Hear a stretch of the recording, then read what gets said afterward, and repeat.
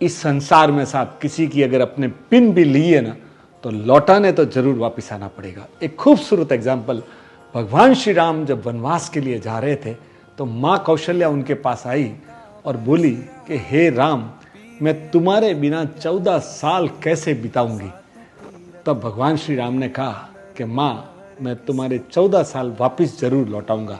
अगले जन्म में भगवान श्री कृष्ण बनकर आए और माँ कौशल्या यशोदा बनकर आई और भगवान 14 साल तक माँ यशोदा के साथ मथुरा में रहे और जैसे ही 14 साल पूरे हुए मथुरा छोड़ गए और उसके बाद कभी मथुरा नहीं आए। राधे राधे। कहते हैं साहब, भगवान श्री कृष्ण जब 125 साल के हो गए, उनके चेहरे पे एक भी झुर्री नहीं थी और आखिरी अवस्था में एक वन में बैठे थे और एड़ी ऊपर लगाकर और बांसुरी बजा रहे थे।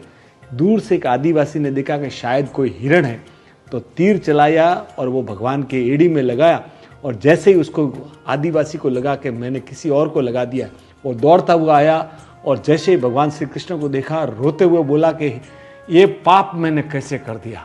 तब भगवान श्री कृष्ण ने कहा कि कोई पाप तुमने नहीं किया है, ये वही तीर है जो पिछले जन्म में मैं राम था और तुम बाली थे और तब मैंने तुम्हारे ऊपर छोड़ा था और तुम अभी आदिवासी बनकर वापस मुझे लौटा रहे हो, तो तुम्हारे ऊपर कोई पाप नहीं चढ़ रहा है सर।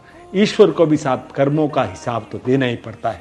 तो राधे राधे साहब, कोई भी कर्म करने से पहले सोच समझ कर कीजिएगा। Thank you. तो पत्थर भी खिल जाएगा, पता नहीं किस रूप में आकर नारायण मिल जाएगा।